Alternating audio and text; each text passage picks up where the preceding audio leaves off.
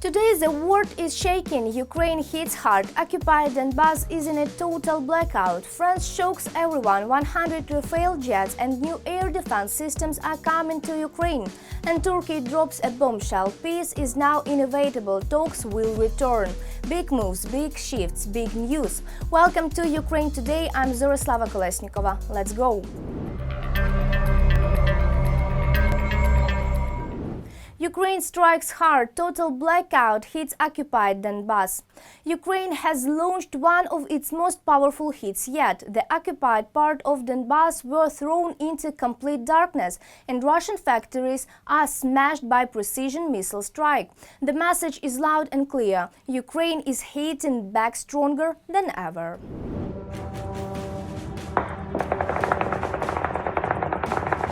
Ukrainian long-range drones are cutting off electricity in the occupied Donbas. Short charger phones. Looks like they've decided to shut off the power everywhere for us. I've already counted more than 30 of them. And Ukrainian cruise missiles are actively disrupting and stopping the sale of Russian oil shipments at the strategically important port of Novorossiysk, located on the Black Sea. The Ukrainian defense industry is developing rapidly. Kyiv is ramping up its ability to strike deep into Russian territory. No fucking way! Seriously, no way! I mean, absolutely not! Look, right here, please. Where are we go? What an incredible ride this is! This is Belgorod. So basically, there is absolutely no electrical power available anywhere at all in Belgorod. The only argument in any negotiations or agreements with the aggressor is a powerful Ukrainian army and large-scale domestic production of long-range strike weapons. In order to somehow bring this war to a stalemate, we need to learn not only to effectively repel enemy attacks on the frontline positions, but also to suppress their logistics and their air force. That's why it became necessary, and I'm not even mentioning the need to strike at the enterprises of Russia's military-industrial complex and energy system. For strikes against the occupier's military targets in the occupied territories, as well as in Russia's border regions, long-range and rocket drones such as Bars, Palyanitsia, Peklo, FP-1, FP-2 and Lyuty are mainly used. The scale of strike drone production in Ukraine is such that Russia, including Moscow, is visited by hundreds of drones almost daily. Cities like Moscow and Leningrad, which are among the most heavily protected urban centers by the enemy's advanced air defense systems, could soon start getting hit every evening. Bars are capable of reaching these cities, and I believe this should begin to happen in a systematic manner. This would help ensure that pressure is maintained and the intended impact is achieved over time. In addition to drones, Ukraine has established production of its own cruise missiles. We're talking about the long-range Neptune, with an increased range of up to 1,000 kilometers and a warhead of about 260 kilograms, and of course the Flamingo, with a strike range of up to 3,000 kilometers and a warhead of 1,000 kilograms. Usually the warhead of a modern cruise missile is 450, well, at most 500 kilograms. As a rule, almost all missiles have a warhead of 450 kilograms. What does a one-ton warhead provide? When it hits a target, for example, an industrial facility, 2 such missiles will completely disable it for at least a year. That is, there will be a single crater about 20 meters in diameter. From time to time, Western Allies' weapons are used in strikes on military targets. The British-French Storm Shadow missiles, as well as American ATAC-MS, which the Ukrainian armed forces recently used to strike Voronezh. Guys, we're being bombed. We're being bombed! Lately, Russian energy infrastructure facilities have increasingly come under fire from the Ukrainian armed forces. By cutting off electricity to Ukrainians, Putin is dooming Russians to blackouts.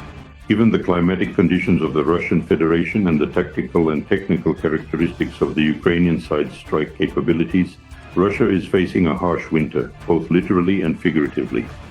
First and foremost, these are thermal power plants and other production facilities that sustain the life of major Russian cities.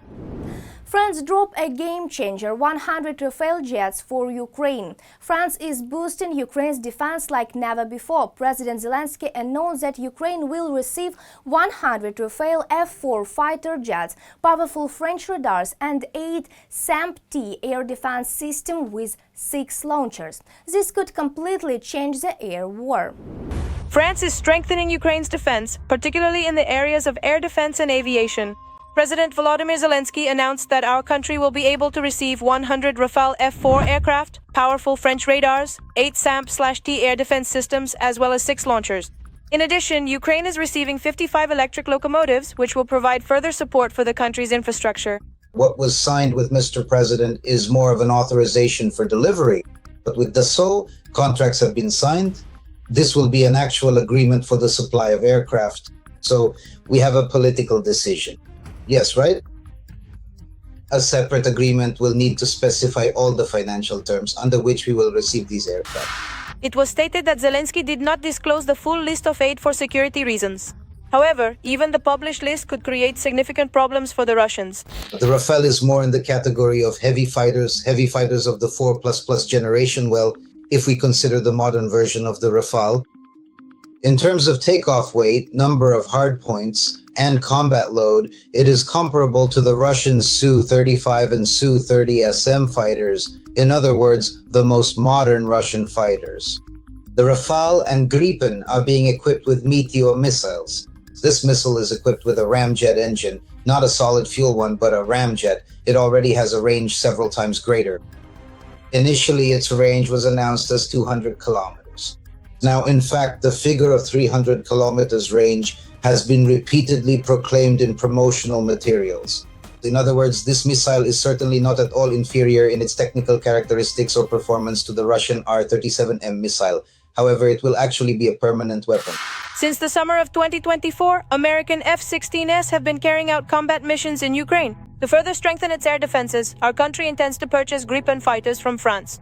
These aircraft can compete with the F-16s, and not only them. The F-16 and Mirage 2000 fighters that we received are currently being used for air defense missions at about 70% capacity. And the Mirages are actually used 100% mainly for the air defense tasks. Earlier, Zelensky and Macron signed a declaration of intent to cooperate in the acquisition of defense equipment by Ukraine. Unfortunately, our financial capabilities as a country that is very peaceful and has been at war for 3.5 years do not currently allow us at this time to purchase aircraft. For now, we are only being given aircraft. On the eve of his visit to France, Volodymyr Zelensky announced a historic agreement and a significant strengthening of Ukrainian aviation. In addition to France, Spain is also preparing an aid package for our country. At the moment, Ukraine's priority is to strengthen its air defense. Turkey drops a shock warning. Peace is now inevitable. Turkey has made a bold and unexpected statement. Peace in Ukraine isn't just a hope, it's inevitable. Foreign Minister Hakan Fidan said that even those who once resisted ending the war are now changing their minds. Turkey makes a bold statement. Peace in Ukraine is not just a goal, but an inevitability. We are working on ending the war. I hope you will all see it soon. Foreign Minister Hakan Fidan said in an interview with Haber that even those who did not want the war to end are starting to think differently. The war must end. We believe negotiations are inevitable. Personally, I believe that negotiations will resume. Of course, we cannot go into details. This could happen in Turkey, or it could happen somewhere else. But I believe that this peace will definitely come. According to him, for 3 or 4 years, there were forces that actively prevented the end of the war. And now a classic turning point has come. These groups are changing their position. Fidan calls the war a war of attrition where neither side can emerge victorious and the losses are enormous, human, economic and political. Of course, the war must end. That has been our policy from the very beginning. But in America and Europe, there were very influential groups that did not want this to stop. He also emphasizes diplomacy remains the main path to peace. Turkey believes in creating a peace platform, possibly on its own territory. At the same time, Fidan does not reveal all the details for obvious reasons, but he says directly, peace is not just necessary, it is inevitable. Right now, we are living through the darkest moment because both sides are focused on destroying each other's transport and energy infrastructure. They are striking military targets and have reached a deadlock. Now it has turned into a drone war. In addition, the minister notes the serious burden the war places on European countries. Funding military aid is destabilizing budgets. Money is being spent not only on defense, education, healthcare, and infrastructure are suffering. The European side is not actively participating in the war by sending troops, but it is constantly involved in the war with its money and support. And that comes at a high price. The blockade of Russia, you don't buy energy, you don't trade with Russia. You have to pay for that. However, Fidan also sees obstacles. According to him, the main one remains the status of the Donbas territory, specifically control over the so-called DPR territories. He warns that any settlement must be realistic, taking into account the situation on the front and the interests of both sides. At the same time, Turkey is ready to play an active role. Fidan states that Ankara will not refuse any role in the peace process and that negotiations must be long-term and effective. Winter is ahead of us. What we are seeing now, in fact, we have all the conditions for peace, for a ceasefire. If we are to believe the Turkish Foreign Ministry, right now may be the closest point to a halt in the fighting, to a shift toward diplomacy. I think this war is now going through its worst phase, because both sides are focused on destroying transport and energy infrastructure. Now it has turned into a drone war. No one can move anywhere. Only those who disregard losses are advancing. An important warning from Fidan: a peace platform is possible, but unpleasant decisions, including territorial ones, may be part of a future agreement. That's all for today on Ukraine Today. If you want the truth to be louder than Kremlin lies, like, share and subscribe. Your support keeps us fighting on the information front line. Stay strong, stay informed and stay with Ukraine.